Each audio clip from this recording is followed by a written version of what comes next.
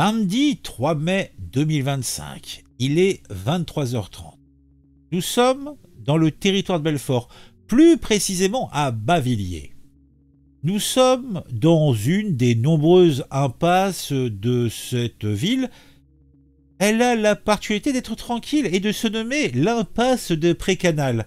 Mais ce soir-là, à cette heure-là, elle va se transformer en scène digne d'un film d'horreur. Là, un quadragénaire, peinard, chez lui, descend et se retrouve en bas de son immeuble face à une meute de jeunes déchaînés. Il aura droit à un panel non exhaustif de coups de couteau, de coups de marteau. Il est costaud peut-être, mais il finit par s'effondrer. Non pas baignant dans son jus, même s'il faisait chaud, mais baignant dans son sang. Et cela entre deux immeubles. Les pompiers, bien sûr, prestent se déplacent et le ramassent en urgence absolue. Direction l'hôpital de Trévenans.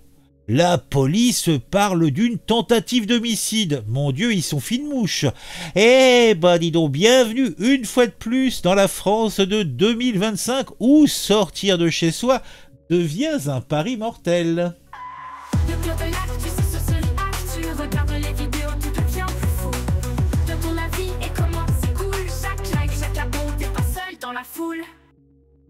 Alors, qui sont donc les joyeux drilles qui sont les auteurs de cet infâme méfait?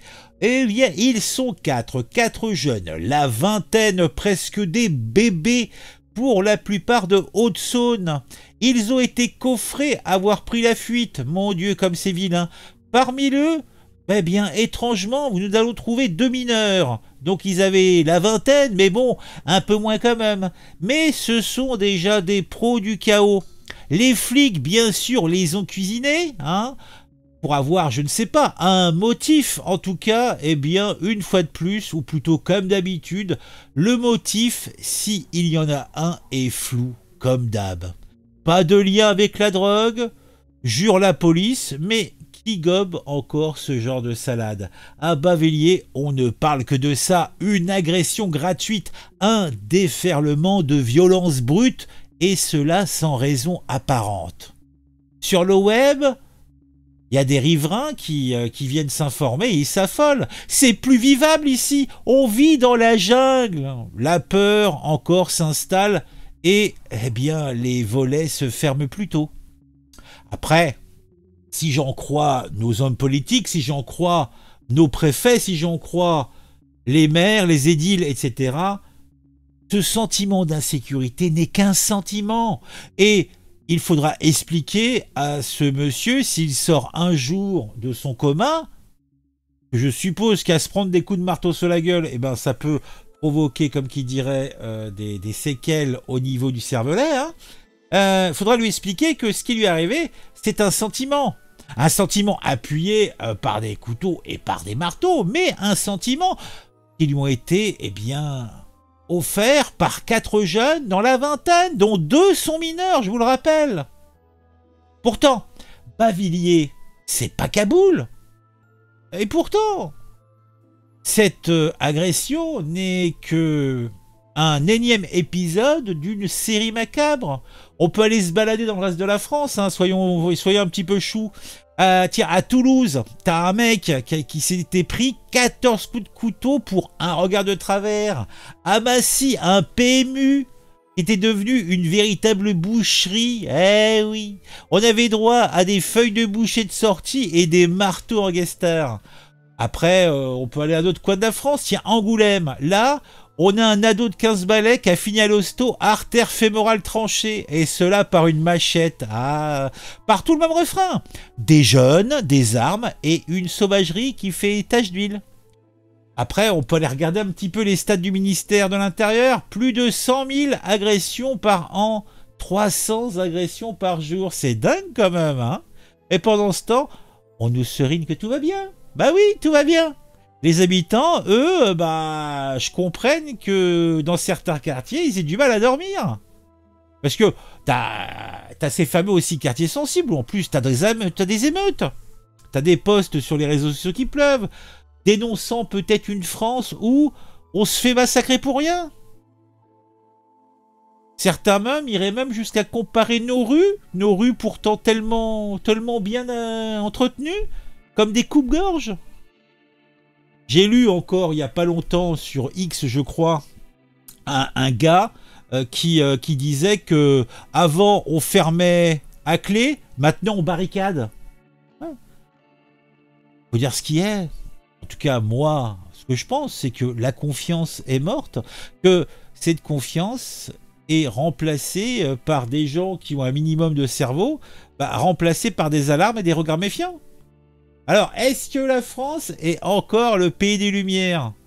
Moi, je dirais que plutôt que la France, c'est le pays des néons clignotants et que c'est véritablement des zones maintenant de non-droit.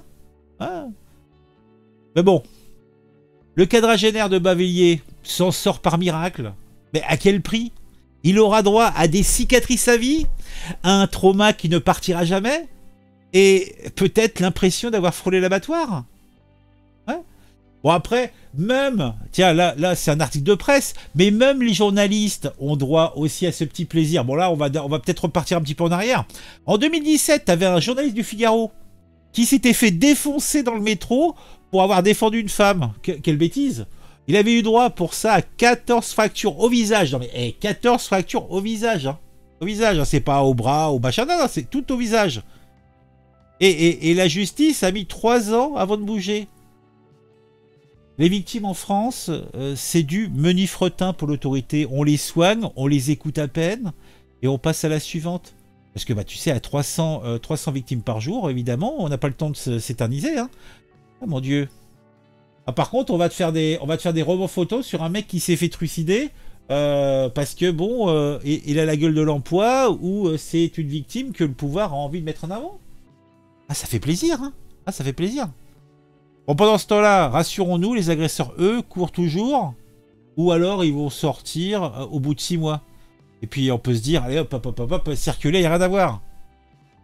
Alors, face à ce carnage, vous avez comprendre et vous avez compris que j'ai toujours à peu près la même réflexion. L'État brille manifestement par son absence. Tiens, on a Gérald Darmanin qui, après avoir fait un stage prolongé à l'intérieur, est maintenant à la justice. Alors lui, il nous promet des caméras, des flics, des lois. Mais à Bavilliers, comme ailleurs, les caméras filment des ombres. Et même quand un film, en fait, ça n'empêche pas les coups. Hein, ça n'empêche pas des flics. Puisque ceux-là arrivent toujours trop tard. Et on va parler des lois. Ces lois qui ne sont, somme toute, que des chiffons de papier. Puisque interprétés par des gens soit trop laxistes, soit trop rigoureux, suivant la gueule et le pédigré du gars en face d'eux. Et c'est pas le plus méchant qui est le plus condamné, si vous voyez ce que je veux dire. Non, non, non. Je pense que les Français, et en tout cas les habitants de Bavilliers, dans le cas présent, demandent des comptes. Mais les politiciens, eux, comme toujours, comme d'habitude, eux, ils vont plutôt aller sur TF1, BFM, CNews, hein, pour présenter leurs condoléances. Et vont même peut-être faire un petit tweet, tu vois. Mais la vérité, on a laissé et on laisse chaque jour un peu plus la barbarie prendre racine. Et elle pousse comme un chien d'Inde dans cette France qui est la nôtre maintenant. Ah oui. Ah, bon allez.